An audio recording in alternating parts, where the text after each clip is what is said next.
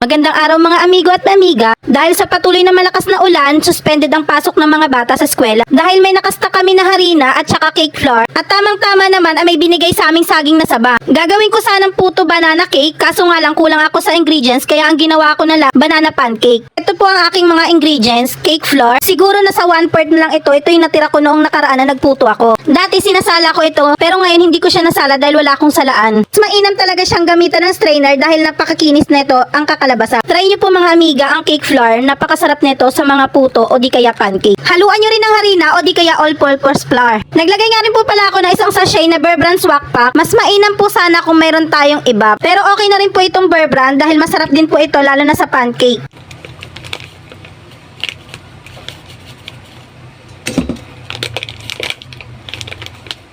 Naglagay rin po pala ako ng baking powder. Hindi ko na nga po pala sinusukat dahil tinatansya-tansya ko na lang ang paglalagay ko. Naglagay na nga rin po pala ako dyan ng yeast. Dry yeast, yan isa sa magandang ilagay sa banana pancake kung magluluto kayo. Nagpapalsa at nagpapalambot din ito sa pancake. Hinalo-halo ko lang ito mag-combine together saka ko inilagay yung dinurog kong kaninang saging na saba. Hinalo-halo ko lang itong mabuti saka ko dahan-dahan naglagay ng konting tubig. Naglagay na nga rin po pala ako ng 2 kutsarang mantika. Sabi nila yung mantika ang tumutulong na hindi dumikit sa kawali ang pancake natin. Halu-haluin mabuti at dahan-dahan lagyan ng kaunting tubig. Para sa akin kulang pa ang tubig nito kaya nagdagdag naman ako ng kaunti pa. Halu-haluin lang, nasa sa inyo na po kung gusto niyo buo-buo yung saging nyo o kaya naman napakadurog na durog. Halu-haluin natin mabuti at takpan, hayaan natin ng ilang minuto o di kaya oras para ito umalsa. Sa first batch na sinalang ko, hindi ko na nakita sa inyo kung paano ko siya inilagay, pero ito nang kinalabasan. Napakabango at napakasarap naman talaga lalo na pag toasted. Talagang tuwang-tuwa ang mga bata nang matikman ito kaya nagsalang ako ulit. Ito yung kinalabasan. Masarap ang puto banana cake. Try nyo po minsan. Ang puto pancake ay napakasarap din. Lalo na kung tostado, lagyan ng margarine at konting asukal ay talagang swak na swak sa panglasa nyo. At tiyak talagang magugustuhan ito ng mga junakis nyo.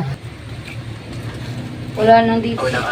Napakasarap na merienda lalo na sa malamig na panahon, sabayan din ng mainit na kape. Banding na rin to ng mga junakis nyo lalo na't walang pasok at malakas ang ulan. Pwede nyo na rin po pala ito pang negosyo mga amiga. Dati nga po pala nagtitinda kami neto 5 piso pa noon ang bawat isang hotcake. Pero sa patuloy na pagtaas ng bilihin, alam ko hindi mo na ito maibibenta ng 5 piso bawat isa dahil napakataas talaga ng harina. Sabayan pa ng mataas na presyo ng asukal, margarine o di kaya ay mantika. Kaya malabong-malabo na maibibenta ito sa ganong halaga. Ang pancake mixture nga po pala natin mga amiga, pag ganyan sa taas yan butas-butas, ibig sabihin umalsa yung ating mixture. Habang niluluto ang banana pancake, talagang amoy na amoy ang bango talaga ng saging. Kung napapanood nyo po pala ang aming video, wag na po kayo mag-atubiling subukan ito. Tinitiyak ko po talaga sa inyong masarap po talaga ito at matutuwa ang inyong mga junakis. Hindi lang mga junakis nyo, maging ang inyong mga mister ay matutuwa rin sa lasa nito. Hindi lang siya typical na pancake. Yung lasang puto banana cake at banana cake ay pinag-isa na. First time kong ginawa ito at tsak talaga akong uulit-ulitin ko talaga ito.